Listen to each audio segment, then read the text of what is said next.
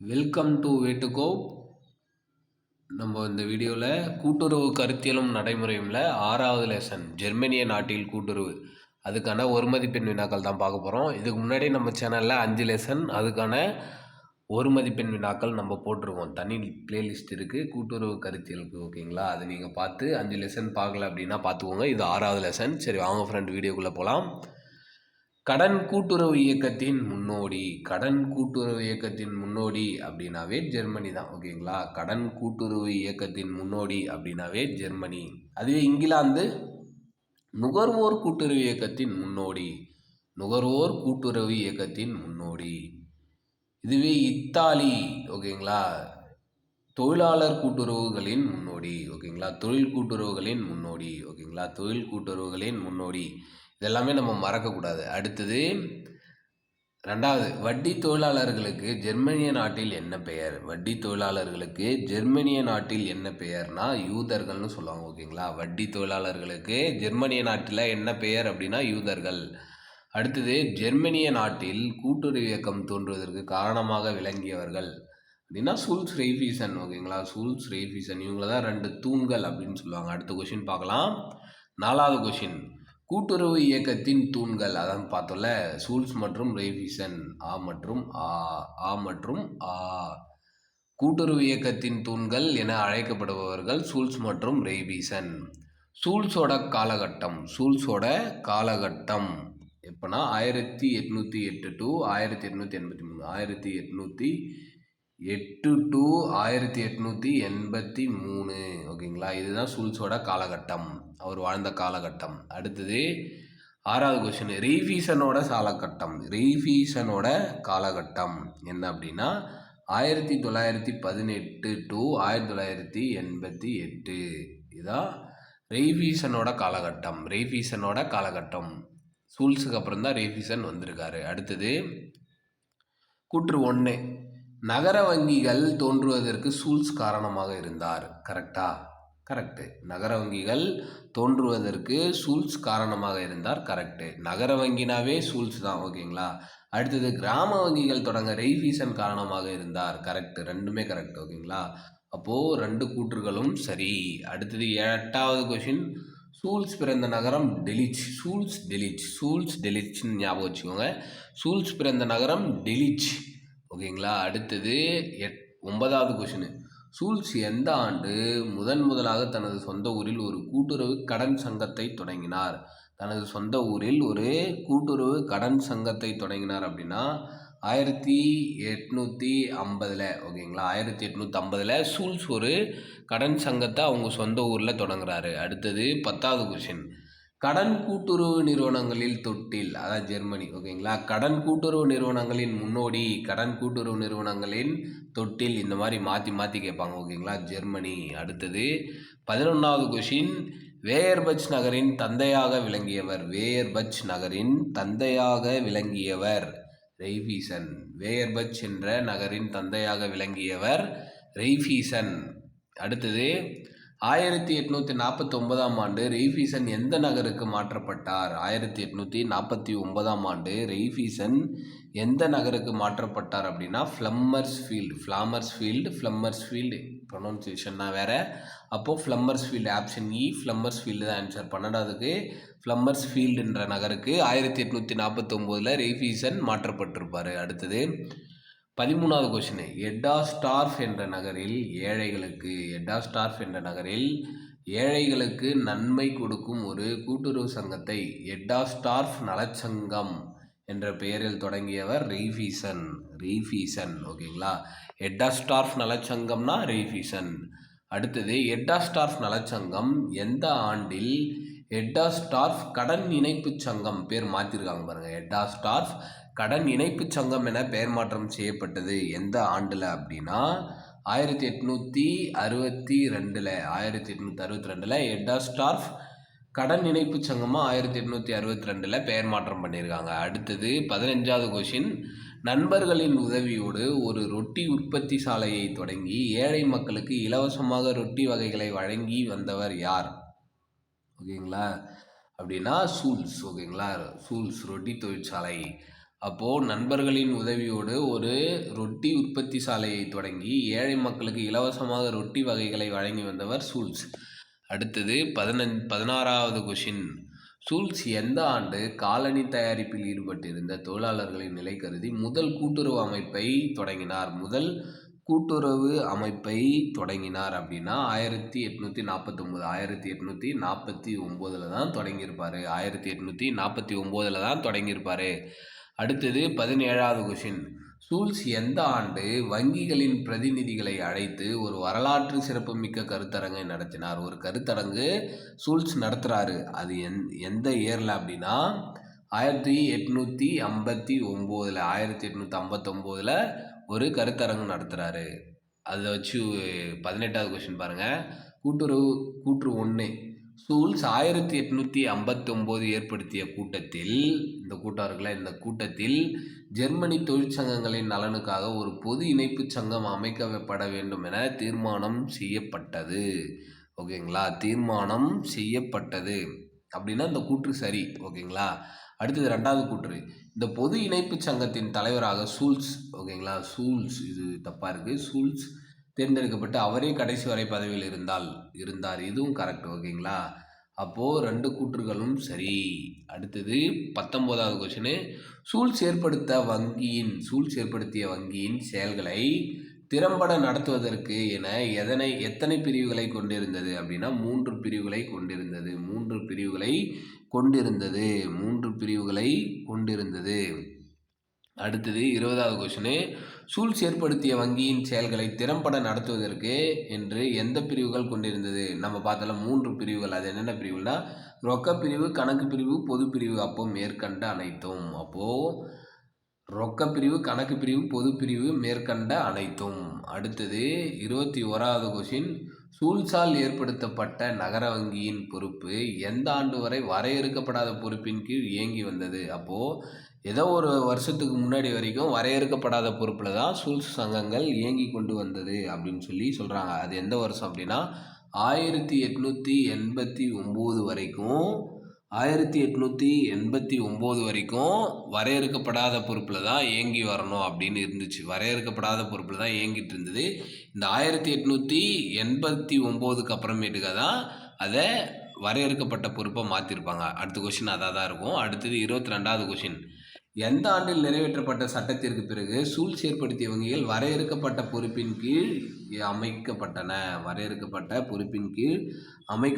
அதான் 1889. இந்த இயருக்கு முன்னாடி வரையறுக்கப்படாத பொறுப்பில் இருந்துச்சு. இந்த இயருக்கு அப்புறம் வரையறுக்கப்பட்ட பொறுப்பாக மாற்றிட்டாங்க. அடுத்தது 23வது கொஷின். சூல்ஸால் ஏற்படுத்தப்பட்ட வங்கியில் பங்கு மூலதனத்தில் எத்தனை சதவீதம் காப்பு நிதிக்கு அளிக்கப்பட்டது? 20%. ஓகேங்களா. காப்பு நிதினாலும் ஒன்று தான், சேம நிதினாலும் ஒன்று தான். ஓகேங்களா. காப்பு நிதினாலும் ஒன்று தான், சேம நிதினாலும் ஒன்று தான். அப்போது 23வதுக்கு தான் ஆன்சர். 20%. இப்போ நம்மளோட சேம நிதியும் 20% தான். ஓகேங்களா. நிகர லாபத்தில் 20% தான் ஒதுக்குறாங்க. அடுத்தது 24வது கொஷின். ஜெர்மனிய நாட்டில் கடன் கூட்டுறவு இயக்கம் நன்கு வேரூன்ற காரணமாக இருந்த கூட்டுறவாளர் டேஷ் அவர்களே ஆவார். ரெய்ஃபீசன் தான், சூல்ஸ் கிடையாது. ஓகேங்களா. ஏன்னா ரெய்ஃபீசன் தான் கிராமத்தில் ஆரம்பித்தார். ஓகேங்களா. ரெய்ஃபீசன் தான் கிராமத்தில் ஆரம்பித்தார். அப்போது அதுதான் எல்லாருக்குமாக போய் சேர்ந்தது. இவர் நகரத்தில் தான் ஆரம்பித்தார். So answer Raiffeisen. அடுத்தது 25வது கொஷின். எந்த ஆண்டில் கிராம கூட்டுறவு சங்கங்களின் இணைப்பு சங்கம் அமைக்கப்பட்டது? கிராம கூட்டுறவு சங்கங்களின் இணைப்பு சங்கம் 1877. ஜெர்மனி நாட்டில் எந்த ஆண்டில் கிராம கூட்டுறவு சங்கங்களின் இணைப்பு சங்கம் அமைக்கப்பட்டது அப்படின்னா 1877. அடுத்தது 1877ஆம் ஆண்டு கிராம கூட்டுறவு சங்கங்களின் இணைப்பு சங்கம் அமைக்கப்பட்டது. நாளடைவில் அமைப்பு டேஷ் என அழைக்கப்படலாயிற்று அப்படின்னா ரெய்ஃபீசனின் சங்கம்னு அமைச்சாங்க. அப்போ 1877 அமைக்கப்பட்ட கூட்டுறவு சங்கங்களின் இணைப்பு சங்கம். ஓகேங்களா. கிராம கூட்டுறவு, இந்த வேர்டு பாருங்கள், கிராமன்ற வேர்டு வந்துச்சு. அப்போ யார்? ரெய்ஃபீசன் தான். ஆட்டோமேட்டிக்காக ஆன்சர் ரெய்ஃபீசன் தான் போடணும். ஓகேங்களா. இதுக்கெல்லாம் படிக்கணும்னு அவசியம் இல்லை. நம்ம கொஷினை எப்படி அண்டர்ஸ்டாண்ட் பண்ணுறோன்றது தான் முக்கியம். ஓகேங்களா. அப்போது 26வது கொஷின் பாருங்கள். அதே தான் 1877ஆம் ஆண்டு கிராம கூட்டுறவு, கிராமன்ற வார்த்தை வந்தாவே யார்? ரெய்ஃபீசன். கிராம கூட்டுறவு சங்கங்களின் இணைப்பு சங்கம் அமைக்கப்பட்டது. நாளடைவில் இந்த அமைப்பு எதன் பெயராக மாற்றப்பட்டதுன்னா ரெய்ஃபீசனின் சங்கமாக தான் மாற்றிருப்பாங்க. அடுத்தது, ரெய்ஃபீசனின் சங்கங்கள் எந்த சட்டத்திற்கு பிறகு பங்கு மூலதனத்தை பெற்றிருக்குமாறு கட்டாயப்படுத்தப்பட்டன? அப்போது 27வது கொஷினுக்கு 1889 தான் ஆன்சர். அப்போது 1889 தான் ஆன்சர். அதாவது 1889 சட்டம் இயற்றதுக்கு அப்புறமேட்டுக்கா ரெய்ஃபீசனின் சங்கங்கள் கூட்டுறவு சட்டத்தில், அதாவது பங்கு மூலதனத்தை பெற்றிருக்குமாறு கட்டாயப்படுத்தப்பட்டது. அதுக்கு முன்னாடி பங்கு மூலதனத்தை யாரும் வாங்க வேணாம் அப்படின்ற, யாரும் வாங்கினா வாங்கலாம், வாங்காமல் இருந்தால் போகலாம் அப்படின்ற மாதிரி தான் இருந்திருக்கும். ஓகேங்களா. அடுத்தது, ஜெர்மனிய நாட்டில் முதல் உலகப் போர் காலத்தில் ரெய்ஃபீசனின் வங்கிகள் எதனுடன் இணைக்கப்பட்டது அப்படின்னா ஹாஸ் ஒன்றியங்களுடன் இணைக்கப்பட்டது. ஜெர்மன் நாட்டில் முதல் உலகப் போர் காலத்தில் ரெய்ஃபீசன் வங்கிகள் எதனுடன் இணைக்கப்பட்டதுன்னா ஹாஸ் ஒன்றியங்கள். 28வது கொஷினுக்கு ஹாஸ் ஒன்றியங்கள் தான் ஆன்சர். Okay friends, thank you. இதோட இந்த ஒரு மதிப்பெண் வினாக்கள் முடியுது. ஆனால் இந்த லெசனில் சூல்ஸ் சங்கம், ரெய்ஃபீசன் சங்கம் 2 படிக்கிறோம். இதுக்கான டிஃப்ரென்ஷியேட் ரொம்ப முக்கியம். ஓகேங்களா. இதுக்கான டிஃப்ரென்ஷியேட் ரொம்ப முக்கியம். ஒன்றொன்னா அப்படியே பார்த்துக்கலாம். இப்போ ரெய்ஃபீசன் சங்கம்னா கிராமம். ஓகேங்களா. இது கிராமம், இது நகரம்னு வச்சுக்கோங்க. ஓகேங்களா. அப்போது கிராமம்னா வரையறுக்கப்படாத பொறுப்பு, ரெய்ஃபீசன் முறையில் வரையறுக்கப்படாத பொறுப்பு, சூல்ஸ் முறையில் வரையறுக்கப்பட்ட பொறுப்பு. ரெய்ஃபீசன் முறையில் விவகார எல்லை குறுகியது, ஏன்னா கிராமத்தில் ஆரம்பிக்கிறாங்க. சூல்ஸ் முறையில் விவகார எல்லை விரிவானதுன்னா நகரத்தில் ஆரம்பிக்கிறதால அது விரிவாக இருக்கும். அடுத்தது, ஒரு குறிப்பிட்ட பிரிவை சார்ந்த கிராம மக்களை உறுப்பினர்களாக அனுமதிக்கப்பட்டனர். அதாவது விவசாயிகள் உறுப்பினர்களாக விளங்கினர். ஏன்னா கிராமத்தில் ஆரம்பிக்கிறாங்கல்ல, ரெய்ஃபீசன் சங்கம் கிராமத்தில் ஆரம்பிக்கிறதால விவசாயிகள் தான் அதிகமாக இருக்கிறாங்க. ஓகேங்களா. அடுத்தது, இதில் சூல்ஸில் பெரும்பாலும் நகரங்களில் வாழ்ந்த தொழிலாளர்கள் உறுப்பினர்களாக விளங்கினர். ஓகேங்களா. மற்ற வணிகர்களும் இருந்தாங்க அப்படின்னு சொல்கிறாங்க. அடுத்தது 4வது, பங்குகளின் மதிப்பு மிக குறைவு. ஏன்னா இந்த கிராமத்தில் ஏற்படுத்தப்பட்டது, ஏழை விவசாயிகள் இருப்பாங்க, அவங்ககிட்ட பணம் அதிகமாக இருக்காதுன்றதால பங்குகளின் மதிப்பு மிக குறைவாக தான் இருந்துச்சு. அதுவே சூல்ஸ் சங்கத்தில் பங்குகளின் மதிப்பு அதிகமாக இருந்துச்சு. ஏன்னா நகர சங்கம், தொழிலாளர்கள்லாம் ஈடுபடுறாங்க. ஸோ பணம் அவங்ககிட்ட அதிகமாக இருக்குன்றதால பங்கின் மதிப்பு அதிகமாக இருந்துச்சு. அடுத்தது 5வது பாயிண்ட்டு, உறுப்பினர்களின் நிகர சொத்துக்களின் அடிப்படையிலும் அவர்களின் நாணய மதிப்பு, நேர்மை, முன் வரலாறு போன்றவைகளின் அடிப்படையிலும் கடன் உதவி அளிக்கப்பட்டன. அப்போது சொத்து, அவங்களோட நல்ல நடத்தை இதெல்லாம் வச்சு சொத்து கொடுத்தாங்க. ஆனால் இங்கே உறுப்பினர்களிடமிருந்து பெற்றிருக்கும் பங்கு மூலதனத்தின் அடிப்படையில், அப்போது பங்கு மூலதனத்தின் அடிப்படையில் கடன் உதவிகள் அளிக்கப்பட்டன. எங்கள் சூல்ஸ் சங்கத்தில்.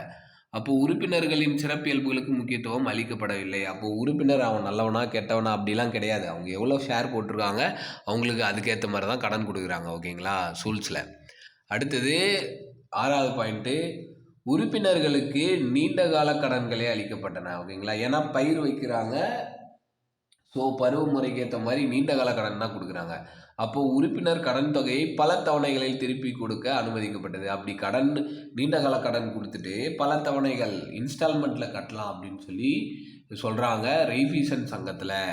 அதுவே சூல்ஸ் சங்கத்தில் உறுப்பினர்களுக்கு குறுகிய கால கடன்களே வழங்கப்பட்டன. ஓகேங்களா. அதாவது ஒரு 3 மாத கடன் தான் கொடுக்குறாங்க, குறுகிய கால கடன் தான் கொடுக்குறாங்க. கடன் தொகை முழுவதையும் ஒரே தவணையில் சிங்கிள் பேமெண்ட்டில் கட்டணும் சூல்ஸ் சங்கத்தில். ஓகேவா. இதுதான் டிஃப்ரென்ஷியேட். எப்படி டிஃப்ரென்ஷியேட் ஆகுதுன்னு பாருங்கள். ரெய்ஃபீசன் சங்கத்தில் நீண்ட கால கடன் பல தவணைகளில் கொடுக்குறாங்க. இதுவே சூல்ஸ் சங்கத்தில் குறுகிய கால கடன் 3 மாத கடன் தான் கொடுக்குறாங்க, அது சிங்கிள் பேமெண்ட்லேயே கட்டிடணும். அடுத்தது, கடன் உதவி உற்பத்திக்கு மட்டுமே வழங்கப்பட்டது. பெறப்படும் கடன் தொகை முறையாக உபயோகத்திற்கு பயன்படுகிறதா என கண்காணிக்கப்பட்டது. அப்போது கரெக்டான யூஸ் தான் பண்ணுறாங்களா, கடன் வாங்கி கரெக்டான யூஸ் தான் பண்ணுறாங்களான்னு பார்க்குறாங்க. இங்கே உற்பத்தி காரியங்களுக்கு மட்டுமே கடன் வசதிகள் அளிக்கப்பட்டன. ஓகேங்களா. ஏன்னா தொழில் செய்கிறாங்கல்ல, அதனால் வழங்கப்படும் கடன் தொகை உரிய நோக்கத்திற்கு பயன்படுகிறதா என கவனிக்கப்படவில்லை. எந்த யூஸ்க்கு பண்ணுறாங்க அப்படின்னு கவனிக்கலை சூல்ஸ் சங்கத்தில். அடுத்தது 8வது பாயிண்ட்டு, லாப நோக்கம் இல்லை. ஏன்னா இது கிராமத்தில் விவசாயிகளுக்காக உருவாக்கப்பட்டது, அதனால் லாப நோக்கம் இல்லை. அதனால் கடன் உதவிகள் மட்டுமன்றி பிற சேவைகளும் வழங்கப்பட்டன. பலவிதமான சேவைகளும் கிராம சேவைகளையும் ஈடுபடுறாங்க. ஆனால் சூல்ஸில் கிடைக்கும் லாபத்தொகையை கொண்டு உறுப்பினர்களுக்கு லாப ஈவு தொகை வழங்கப்படுகிறது. அதான் டிவிடெண்ட் கொடுக்குறாங்கல்ல, டிவிடெண்ட். டிவிடெண்ட் தான் இதுக்கு வந்து கொடுக்குறாங்க. ஓகேங்களா? அடுத்தது 9வது உறுப்பினர்களுக்கு கடனுதவிகள் மட்டுமின்றி பிற சேவைகளும் வழங்கப்பட்டன. பார்த்தாச்சா? அதான் கடன் உதவிகள் தவிர மற்ற சேவைகளும் கொடுக்குறாங்க. இதில் கடனுதவிகள் மட்டுமே அளிக்கப்பட்டன, வங்கி தொழில் மட்டுமே மேற்கொள்ளப்பட்டது சூல்ஸில். ஓகேங்களா? வேறு எந்த சர்வீஸ்லேயும் சோசியல் ஆக்டிவிட்டியில் அவங்க ஈடுபடலை சூல்ஸ் சங்கத்தில். அடுத்தது 10வது நிர்வாகப் பணிகள் ஊதியமின்றி திறமை வாய்ந்தவர்களால் நிர்வகிக்கப்பட்டன. அப்போ கிராம சங்கத்தில் நிர்வாகப் பணிகள் எப்படி இருந்துச்சு, ரெய்ஃபிசன் சங்கத்தில் எப்படி இருந்துச்சு அப்படின்னா சம்பளம் வாங்காமல் திறமை வாய்ந்தவர்களால் நடத்தப்பட்டுச்சு. இங்கே நிர்வாகப் பணிகள் ஊதியம் பெறும் அலுவலர்களால் திறம்பட நிறைவேற்றப்பட்டது. அப்போது இங்கே சூல்ஸில் சம்பளம் வாங்கிட்டு நல்லா வேலை செய்கிறாங்க, இங்கே ரெய்ஃபிசனில் சம்பளம் வாங்காமல் நல்லா வேலை செய்கிறாங்க. அடுத்தது 11வது பாயிண்ட்டு, உறுப்பினர்கள் ஒழுக்கம், நேர்மை, கண்ணியம் போன்ற குணங்களின் வளர்ச்சிக்கு முக்கியத்துவம் அளிக்கப்பட்டது. ஏன்னா அவங்களோட செல்ஃபு, அந்த அவங்களோட டிக்னிட்டி, அவங்களோட நேர்மை, அவங்களோட இதுக்காகவும் அவங்க பார்த்தாங்க. ஆனால் இங்கே உறுப்பினர்களின் குணநலன்கள் கவனிக்கப்படவில்லை. அவன் எப்படி இருக்கான் என்னன்றதெல்லாம் முக்கியம் இல்லை, பொருளாதார முன்னேற்றம் மட்டுமே சிறப்பாக கவனிக்கப்பட்டது. ஓகேங்களா? எக்கனாமிக் க்ரோத் மட்டும்தான் அவங்க பார்க்குறாங்க. இதுக்கான டிஃப்ரென்ஸ். ஏன்னா இந்த டிஃப்ரென்ஸ்லேருந்து ஏதாவது ஒரு கொஷின் கேட்டுருவாங்க இல்லைங்களா? அதனால தான் நம்ம இதை பார்க்குறோம். இந்த லெசன் இதோட முடியுது. Okay friends, thank you. இந்த வீடியோ உங்களுக்கு பிடிச்சிருந்தா லைக் பண்ணுங்கள், ஷேர் பண்ணுங்கள், கமெண்ட் பண்ணுங்கள். மறக்காமல் சப்ஸ்கிரைப் பண்ணுங்கள். சப்ஸ்கிரைப் பண்ணிவிட்டு ஆல் பட்டன் கொடுத்தா தான் நாங்கள் போடுற எல்லா வீடியோவும் உங்களுக்கு உடனே கிடைக்கும். அது இல்லாமல் நிறைய பேர் வந்து வீடியோவை சப்ஸ்கிரைப் பண்ணாமல் தான் பார்த்துட்ருக்கீங்க. பாதி பேருக்கு மேலே சப்ஸ்கிரைப் பண்ணாமல் தான் பார்த்துட்ருக்கீங்க. சப்ஸ்கிரைப் பண்ணுங்கள்.